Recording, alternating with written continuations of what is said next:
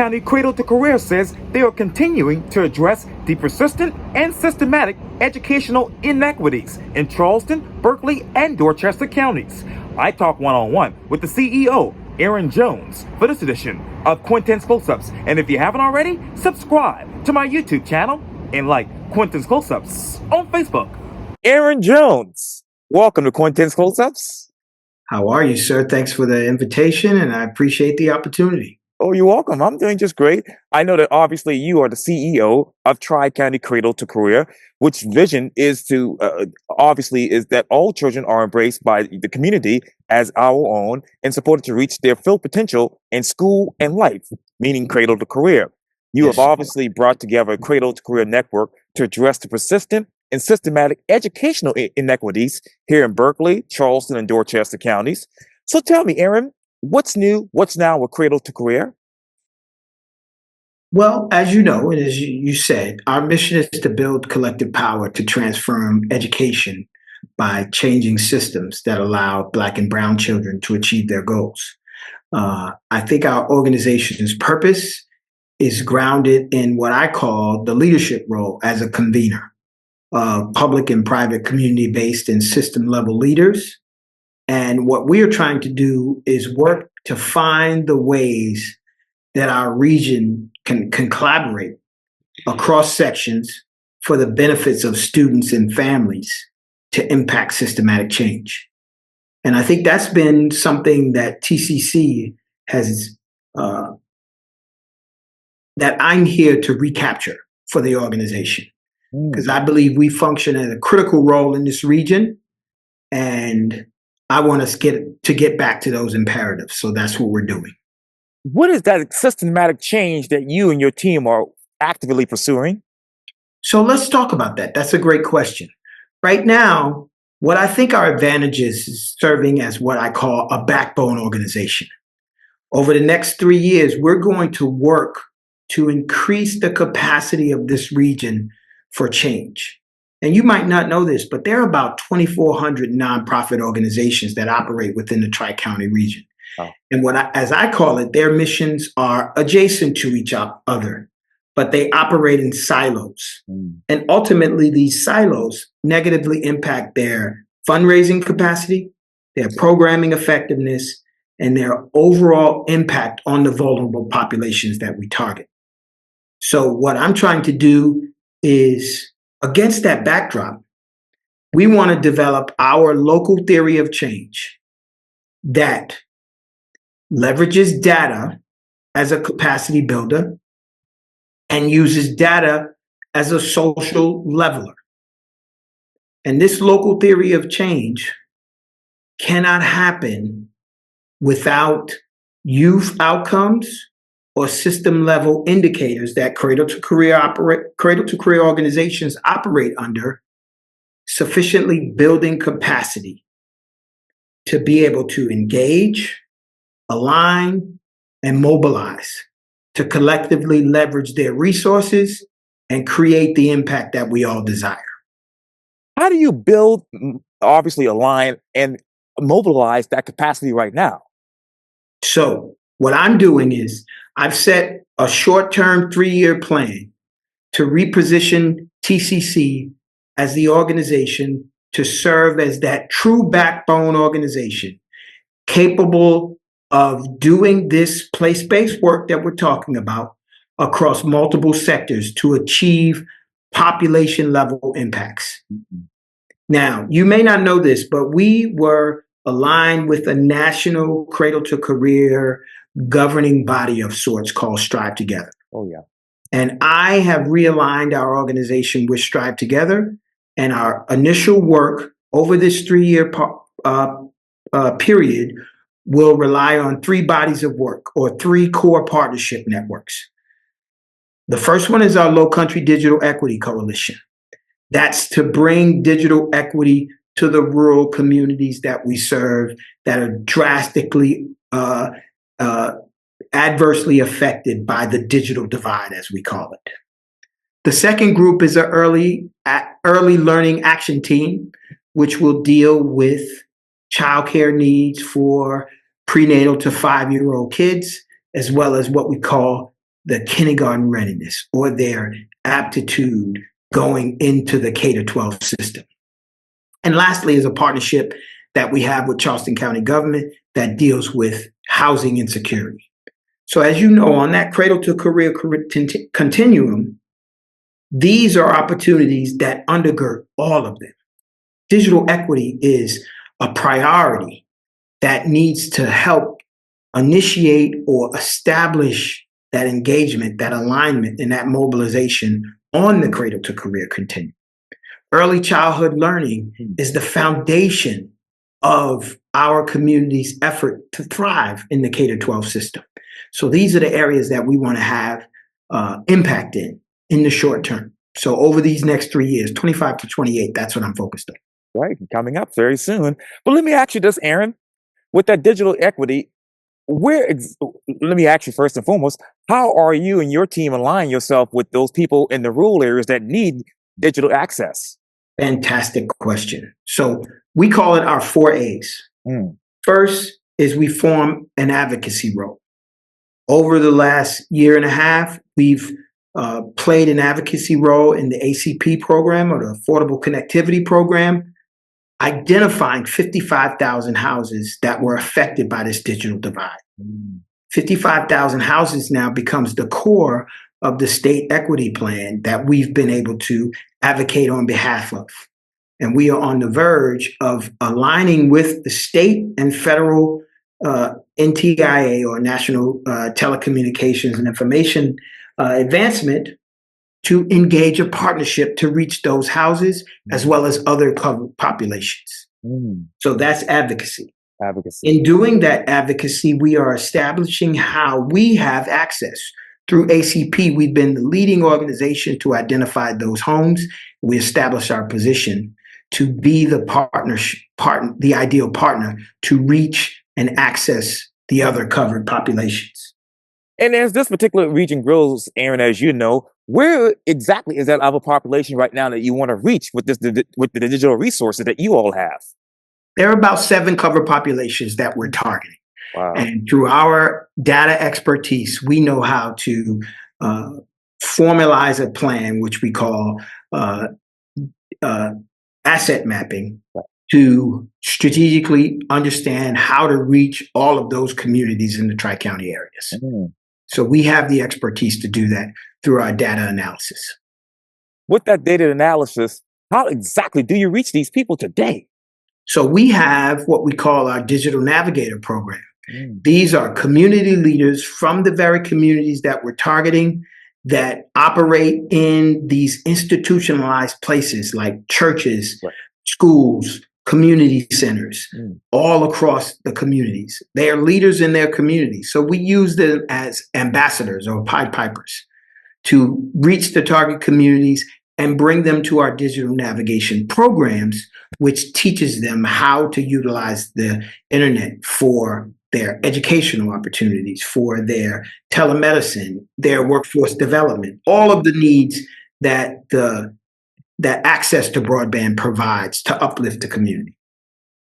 And we've done a test pilot. Last year, we did a test pilot in 3 counties throughout the Tri-County area, and had 12 digital navigators that met with phenomenal success. I'm talking about principals, community leaders, civic organization leaders, et cetera. So these were as the direct ambassadors that I speak of that reached the community really and got some impeccable results. Wow. And I want to get back to that in a second, Mr. Aaron. But let me ask you, you mentioned some of those top needs that a lot of people in this community need: workforce development, telemedicine. Of course, they're looking for access to educational resources for schools and whatnot. So what exactly are the needs in the community, and how do you connect that with that digital resource that you have? So again, what we're doing is forging both private and public partnerships with organizations that have the expertise to resource our communities. So that's the backbone organization. That's the role that we play. So as far as digital navigation is concerned, we have probably 65 partnerships that form our network that provide those very resources that you're talking about. Mm. So it's then our role as the backbone organization to partner within these communities and give our organizations access to the population for which they can now teach and implement all of these assets into. You talk about those 65 organizations, and you also talk about the other population that you need to reach. So with that other population that you need to reach, how many more private partnerships do you need in the future to keep up with this growth? So, again, our objective is to forge a statewide partnership ultimately. So, yes, the partnership or the coalition of service is going to grow. We're going to continually do things like joining your show, our message, and let everybody know that we're out here and we're the organization to partner with, increasing our bandwidth and therefore increasing our ability to go out and reach those covered populations and offer them the services that everybody is prepared to offer. And that effectuates our collective impact. That's our ultimate objective. So you understand how the system feeds itself, and you play a critical role in this. So that's why I'm so grateful for these kinds of opportunities. Oh, I'm just here to help the community doing what God has asked me to do. I try to be in the background, but here I am. But it's so much to break down with this, Aaron. But let me ask you, what are those secret, hidden equities that we don't see when it comes to the digital divide? Good question. So first, it's the fact that our communities have been long time neglected as far as total access to broadband. Let's solve that problem first. So I think COVID and the system basically shutting down shined a broad light on that need. So that's where our advocacy role came in. Once that need was identified, we had to go to the public sources to say, hey, we need to figure out how to address this. Thank God that plea was heard. So now we're going right back to those same communities after the initiation of the ACP program and its sunset. Now we have the American Rescue Plan as the additional foundation to leverage against that opportunity. So this provides us with the legs or the funding to go out and effectuate the plan that we had initiated with the ACP. So we're just getting an extension of what work has already been done. And Aaron, you talk about that funding. How far will this funding go for the project that you all are launching right now? It's about 5 years worth of funding. Okay. Almost 5 years into 2029. 29. Yeah. And what is your equity plan after 2029 for the digital divide? Well, certainly the goal is to have, as we talked about, measurable impact. That measurable impact now becomes proof of concept. Once you prove your model, the funding opportunities are a lot more identifiables at that point, once you have quantifiable, impactful data. So while I can't pinpoint what they will be directly at this point, I know that proof of concept and measurable impact opens the door to new opportunities. What data do you have right now when it comes to this digital divide? So we use public source data, and through our organizations,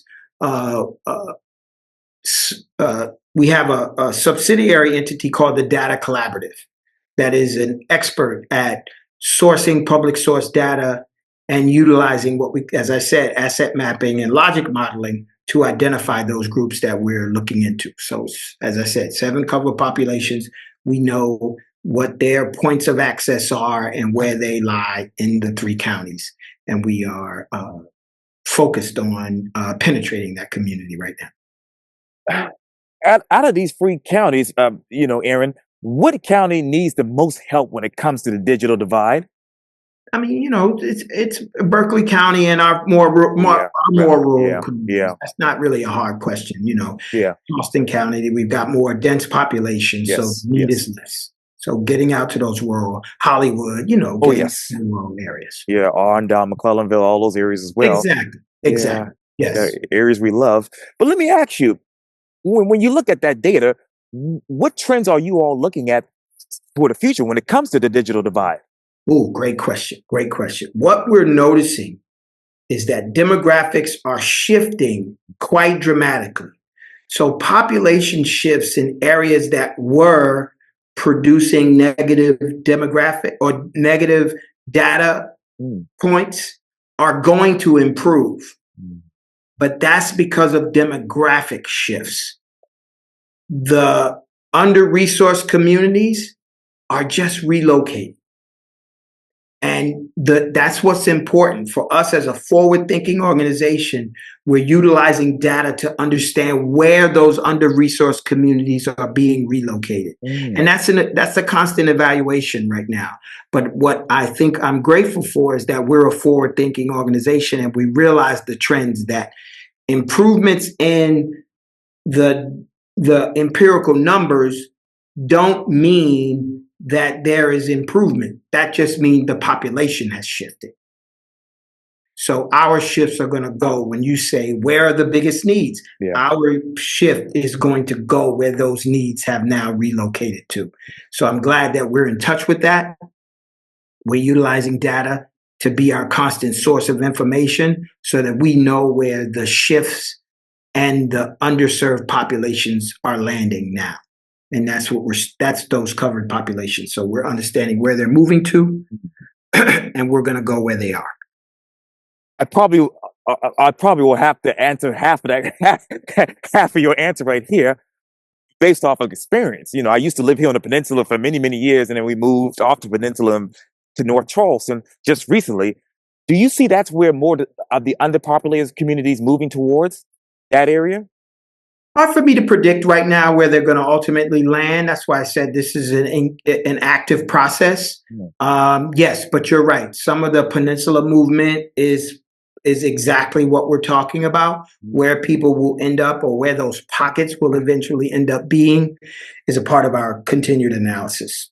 Well, speaking of that analysis, Aaron, what else are you and your team keeping an eye on right now? I know I'm probably being redundant with the trending question. No, no, no. That's exactly what I need. Our programming networks are in three areas. We talked about digital equity. Right. The next one is early childhood learning. We have an early childhood learning action team that is prenatal to 5. I mean, this need for childcare has reached a national platform. It's a demand that's all across the country, but here in the Low Country, it's particularly affecting our workforces. People are dropping out of the workforce because of the cost of childcare, the access to childcare. Yeah. So we're here to address those needs: access, affordability, quality. Mm, So we're going to look into that very need for our prenatals to 5, yeah. making sure that we are equally looking into all sectors of our population and providing answers across the board. Many, many years ago here in the 90s, I could pinpoint exactly where a child care center was here on the peninsula. But now you can't find that. Can't do it. Can't do it. So while there are childcare providers strategically placed, there's been some loss of connectivity with them. So we're here to bring that connectivity back. We're also trying to develop some standardization of the quality and the education that comes out of them. But to do so, we've got to address affordability. And affordability has two sides to it. It's a continuum, both for the families and the individuals that need the service, as well as the providers who build their businesses around the service. And they have unique issues and opportunities that we're here to address as well. So that convening has about 35 organizations in it, from both the private sector and the public sector. Yes, sir. Sorry, but the wind out here is a little windy out here and it's cold. But let me ask you, we're heading into 2025 and there's still issues with inflation as we head into the second half of the holiday season here. So when it comes to affordability, what can parents actually afford when it comes to childcare?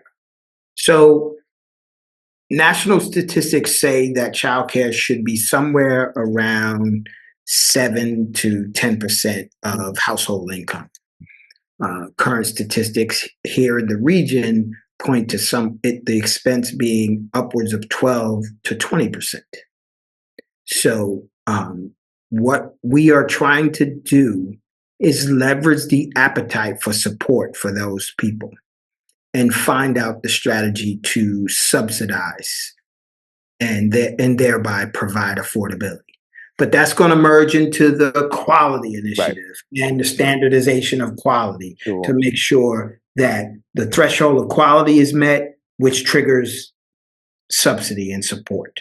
So it's a very complicated problem, but again, that's the basis of why TCC is a backbone organization to convene all of the experts in the area and Yes. come out with concise, uh, actionable plans and processes that help develop an overall agenda. And you talked earlier, Aaron, about some of these people who couldn't afford childcare, so that and of course they had their jobs, so they had to give up their job to take care of the child. Do we know how many of these people have actually dropped out of the workforce because they had to take care of the child? That's a great question. I don't have the direct number, but I will say this. The number has reached the level of alarm to the point where we have the Chamber of Commerce and the business sector anxious to support the solution and willing to fund a solution. So without misquoting any specifics, I know that I've galvanized the business community. I have a galvanized business community that recognizes the need and is willing to participate in the solution. And that's momentum that I need. And what are those other needs when it comes to childcare in the Low Country? So it's understanding where those providers are, just like you said. People used to know where they are, but they don't. Ensuring that those providers have the support to establish a sustainable business model that recognizes the human capital that they need and provides them with the quality, a level of quality for professional development so that they can serve as real assets to the population that they serve. And then standardizing some assessment tools so that we are measuring the kids' readiness to enter the K-12 system. And what tools are ideal for those people right now, Aaron? So one is understanding, how to connect the population that needs childcare with the providers, where the providers are. So this relates to those large workforces that had to drop off. So we're building data mapping, same tools apply, that align the larger employers with the providers where their population of workers exists. That's our first assessment. So let me follow up and ask you, where are these people and where's that population right now? I don't want to answer that kind of question with specificity because it's an evolving situation. And, this is a convening that we are just establishing. So don't want to put the cart before the horse, but I just want you to understand that the analysis is ongoing. Sure, no worries. You talked earlier, obviously, about the human capital. How has COVID changed that human capital in your mind? So what the providers are saying now is that, defining them first as babysitters or not adequately defining them as the professional child development people that they are. So they're not just daycare or babysitters. They are professionally developed people to help with the childcare needs at that and the early learning and development that's necessary for them. So that's the number one need, to be recognized as professionals. Then to provide a standardized of quality or professional development that they should bring to the marketplace and that they should get to be sustained in the marketplace. Now that provides a unique opportunity because sometimes what I'm learning is that when people get experience in early childcare, once they get the experience, they bounce to the K-12 system once they have a little bit more time or professionalism under their belt. So I'm here to stabilize the human capital at the prenatal to 5 area. And that's where we have to develop a solution that will give people the training that they need and provide them with the incentive to stay in the work sector for a defined period of time, that everybody could get the value out of their professional development. That's sort of the problem statement that aligns you with the right question to ask to provide the agenda towards the right solution. And I'm probably going ahead of myself because you all are still developing this data. But Exactly. here in the Low Country, Aaron, do we actually know how many people are still staying in those jobs or retaining their jobs despite not having these incentives? There are challenges, but that's the numbers that we're analyzing. We're noticing significant numbers of drop off in human capital at the Wow. provider level. Right, the But pride of them. we don't have quantifiable totals right now, but we know that that's the word from the sector, that that's the challenge. And is this something that is a slow process, or this is happening at a rapid pace, as far as people leaving from, kindergarten and going to, the next? It's not either a slow process or happening as rapidly that people can't keep pace. It's just a challenge. Good challenge. It's a realistic challenge, and it's happening at a pace sufficient enough to warrant the issue. Mm. But we're working to solve it. Do you see this happening more in the rural counties versus the urban counties? No, both. Okay, both, Both. both. Wow, wow. Um, I think there are people who are in the workforce, maybe in the more denser populations, but they live in the rural counties. Yeah. So those two, your question sort of overlaps. Yes. People could be in the rural county and work in the denser populations, or people may have relocated to the rural counties for the lowering the cost of living options. All of those things have happened. Mm. Mhm. And this is a simplistic question, but where do you see that cost of living for these professionals in the next 5 to 10 years if they don't get these incentives? Well, I'm hoping we don't have to answer that question. That's what we want to do. Mm. Address the need, provide the incentives to stabilize the industry. That's the overall objective there. So that's why we're doing what we're doing. Yes, sir. Yes, sir. I know that you're busy, and it's coming up here at noon now. But Aaron Jones with Tri County Cradle to Career, thank you so much for your time, and again, And welcome to thank Quintin's you. Close-ups. Yes, sir. And I hope to get you back on in 2025 so we can delve into this more. And I can have more, empirical data for you. I Okay. certainly look forward to that opportunity, Quentin. You're a voice in the community. We appreciate you giving us the platform to speak directly to the community, and that's what I need to do as the new CEO of Tri-County Cradle to Career, speak directly to the community. So thank you for this opportunity. Oh, you're welcome. Happy to have you back on. All right, sir. Take Thank care. you. You too.